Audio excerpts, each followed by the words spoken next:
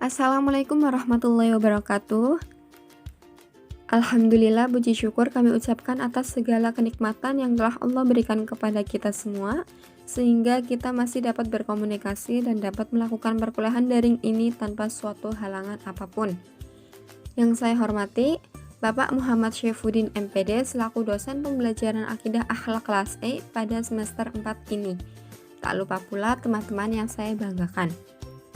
Kami dari kelompok 2 dengan anggota yang pertama ada saya Tia Artika dengan NIM 231973, yang kedua ada Sila Nafila dengan NIM 231975, yang ketiga Nina Afiani dengan NIM 231991, yang keempat Durotus Saada dengan NIM 23190103. Kami ingin mempresentasikan hasil diskusi dari kelompok kami. Yang pertama atau bab 7 yaitu sifat asma Allah Ar-Rahman dan Ar-Rahim. Yang pertama, Allah bersifat Ar-Rahman yang artinya Allah Maha Pengasih. Allah mengasihi semua makhluk ciptaannya. Allah memberikan rezeki kepada siapapun tanpa terkecuali. Allah memberikan nikmat di dunia kepada siapapun. Bukti bahwa Allah bersifat Ar-Rahman yaitu Allah menciptakan manusia, Allah menciptakan hewan, tanaman, tumbuhan, Allah menciptakan langit dan bumi, Allah menciptakan siang dan malam, Allah menciptakan bulan dan bintang. Lalu yang kedua ada asma Allah Ar-Rahim, bahwa Allah itu bersifat Ar-Rahim yang artinya Allah Maha Penyayang. Allah menyayangi makhluknya yang beriman baik di dunia maupun di akhirat. Bukti bahwa Allah menyayangi makhluknya yang beriman di akhirat sampai ke akhirat, yaitu Allah membuatkan surga bagi mereka yang beriman. Bukti lain bahwa Allah memiliki sifat Ar-Rahim yaitu Allah menghadirkan Nabi Muhammad SAW yang merupakan petunjuk agar umat manusia beriman kepada Allah. Lalu yang kedua, Allah menciptakan akal kecerdasan, Allah memberikan tubuh yang sehat, Allah memberi rezeki pula kepada makhluk. Sungguh nikmat yang tiada terkira bahwa Allah memiliki sifat Ar-Rahman dan Ar-Rahim yang patut kita percaya. Baik, untuk bab 8 atau materi selanjutnya tentang rukun iman akan disampaikan oleh teman saya Sela Nafila. Oke, terima kasih Mbak Tia Atika. Selanjutnya saya Sela Nafila, NIM 2319075. Di sini saya akan menjelaskan materi bab 8 dan bab 9. Oke, yang pertama materi bab 8. Itu ada rukun iman. Nah, rukun itu artinya dasar atau fondasi, sedangkan iman artinya yakin atau percaya. Kemudian rukun iman itu artinya dasar-dasar kepercayaan kita sebagai seorang muslim. Selain itu juga bisa diartikan rukun iman adalah percaya dalam hati, dibuktikan dengan ucapan lisan, dan diamalkan dengan perbuatan. Nah, kita sebagai seorang muslim itu wajib percaya atau mengimani rukun iman. Rukun iman itu ada 6. Yang pertama ada iman kepada Allah. Ini artinya bahwa kita harus percaya bahwa Allah itu ada. Hal ini dibuktikan dengan keberadaan alam semesta ini. Kemudian yang kedua ada iman kepada malaikat. Iman kepada malaikat ini artinya kita harus percaya bahwa Allah telah menciptakan malaikat dari nur atau cahaya. Malaikat ini adalah makhluk yang sangat taat kepada Allah. Kemudian yang ketiga ada iman kepada kitab-kitab Allah. Itu artinya bahwa kita harus percaya bahwa Allah telah menurunkan kitab-kitab kepada Nabi dan Rasul. Yang keempat ada iman kepada Rasul. Itu artinya bahwa kita harus percaya bahwa Allah telah mengutus Nabi dan Rasul untuk menyebarkan agama Allah. Allah membimbing manusia pada ajaran agama yang benar. Yang kelima ada iman kepada hari akhir. Itu artinya bahwa kita harus percaya akan adanya hari akhir atau hari kiamat, yaitu berakhirnya kehidupan dunia. Kemudian yang terakhir ada iman kepada qada dan qadar. Iman kepada qada dan qadar ini artinya kita harus percaya bahwa segala sesuatu yang terjadi itu kehendak Allah. Usia, rezeki, ataupun jodoh itu sudah ditetapkan oleh Allah. Namun manusia harus tetap berusaha. Selanjutnya, materi bab 9, adab belajar. Adab adalah alat yang baik. Jadi, dalam adab belajar ini dijelaskan bagaimana cara belajar dengan akhlak yang baik, agar setelah belajar kita mendapatkan ilmu yang bermanfaat bagi diri sendiri dan bermanfaat bagi orang lain. Di antara adab belajar antara lain, yang pertama, belajar dengan niat dan ikhlas karena Allah Subhanahu wa taala. Yang kedua, tertib, disiplin, dan tidak terlambat datang ke sekolah. Yang ketiga, berdoa sebelum dan sesudah belajar. Yang keempat, bersungguh-sungguh dalam belajar. Yang kelima, tidak boleh sombong dan tidak boleh malu dalam belajar. Yang keenam, menghormati guru dan berterima kasih setelah dikasih pelajaran. Doa sebelum belajar. Rabbi zidni ilman warzuqni fahman waj'alni minas sholihin. Yang artinya, ya Tuhan kami, tambahkanlah kepada kami ilmu dan pahamkanlah ilmu kepada kami. Doa sesudah belajar. Subhanakallahumma wa bihamdika asyhadu an la ilaha illa anta astaghfiruka wa atubu ilaik. Yang artinya, Maha suci Engkau ya Allah, dan dengan memujimu aku bersaksi bahwa tidak ada Tuhan kecuali Engkau.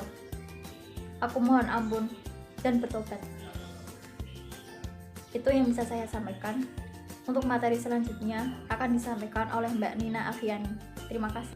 Assalamualaikum warahmatullahi wabarakatuh. Di sini saya Nina Afiani dengan NIM 2319091 akan memaparkan materi bab 10. Untuk dengan tema sikap hormat, kasih sayang, dan sopan santun. Ini yang pertama ada sikap hormat, kasih sayang, dan sopan santun kepada orang tua. Untuk yang pertama ada menaati dan mematuhi perintah orang tua, berbicara sopan, santun, dan juga lemah lembut kepada orang tua. Yang ketiga ada mendengarkan dan mematuhi nasihat orang tua. Yang keempat ada selalu minta izin untuk berpamitan ketika hendak pergi ataupun mau pergi. Tidak boleh cemberut dan marah-marah, apalagi berbicara kasar kepada orang tua kita. Kemudian selanjutnya apabila diperintah segera, apabila kita diperintahkan orang tua hendaknya kita laksanakan. Membantu pekerjaan rumah agar bisa mengurangi beban orang tua. Yang terakhir, kita harus selalu mendoakan orang tua kita. Untuk sikap hormat, kasih sayang, dan sopan santun kepada guru. Untuk yang pertama ada bersemangat ketika sedang menerima pelajaran, berbicara sopan, santun, dan lemah lembut kepada guru kita, tidak boleh berbicara kasar. Untuk yang selanjutnya adalah melaksanakan tugas dari guru dengan penuh tanggung jawab, menolong guru saat guru membutuhkan bantuan kita. Yang selanjutnya adalah mendoakan kesejahteraan untuk guru kita agar dalam mengajar dengan baik.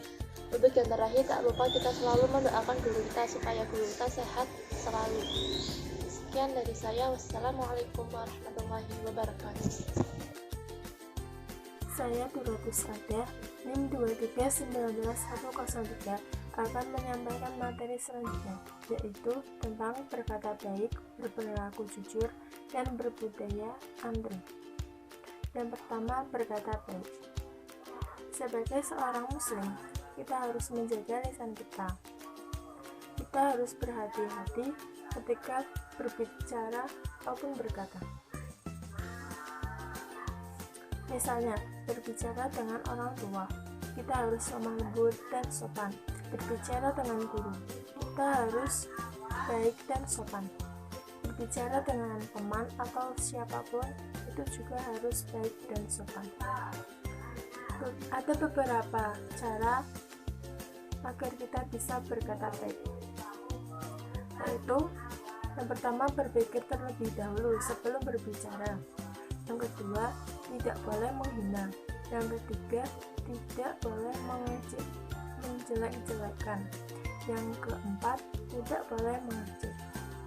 Yang kelima, tidak berbicara untuk mengadu domba. Dan yang terakhir, tidak boleh berkata bohong. Yang kedua, ada berperilaku jujur. Jujur itu bisa diterapkan di mana saja.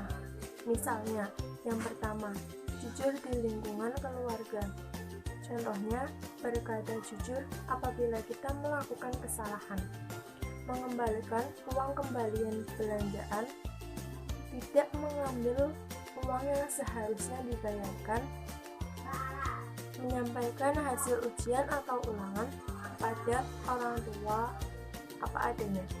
Dan yang terakhir, tidak berpura-pura tidur saat dinasihati orang tua. Yang kedua, jujur di lingkungan sekolah. Contohnya, membayar harga para sekolah yang dibeli sesuai dengan harganya. Yang kedua, tidak menyontek ketika ujian. Yang ketiga, mengembalikan buku pinjaman perpustakaan tepat pada waktunya. Yang keempat, bertanya kepada guru apabila belum paham. Dan yang terakhir, tidak membolos. Yang ketiga, jujur di lingkungan masyarakat. Contohnya, mematuhi dan tidak melanggar rambu-rambu lalu lintas saat berkendara. Yang kedua, saat berjualan tidak melebihkan takaran timbangan harganya. Dan yang terakhir, ketika terkena tilang tidak melakukan suap kepada polisi. Yang keempat, ada manfaat dari berperilaku jujur. Yang pertama, hidup menjadi tenang. Terus yang kedua, mendapatkan keberkahan. Yang ketiga, diselamatkan dari bahaya. Yang keempat, dicintai oleh Allah Subhanahu wa Ta'ala, Rasulnya, dan sesama manusia. Terus mendapatkan pahala seperti pahala orang syahid. Dan yang terakhir, dijamin masuk surga. Kemudian selanjutnya ada budaya antri. Budaya antri bisa dilakukan. Yang pertama, di rumah. Contoh mengantri di rumah, menggunakan kamar mandi, di meja makan, ketika akan menyetrika pakaian. Yang kedua, di madrasah. Contoh mengantri di madrasah yaitu ketika akan masuk sekolah, jajan di kantin madrasah, pinjam buku di perpustakaan, di tempat wudhu, di kamar mandi. Yang ketiga, di tempat umum. Contoh mengantri di tempat umum yaitu di loket pembelian karcis, di kasir supermarket, di bank atau ATM, dan di SPPU ketika mau membeli bahan bakar. Baik, dari kelompok kami sudah menyampaikan materi dari bab 7 sampai bab 11. Apabila ada kekurangan atau kesalahan, kami memohon maaf yang sebesar-besarnya. Untuk sesi diskusi, tanya jawab, dan pandangan umum bisa kami lanjutkan di grup. Terima kasih. Wassalamualaikum warahmatullahi wabarakatuh.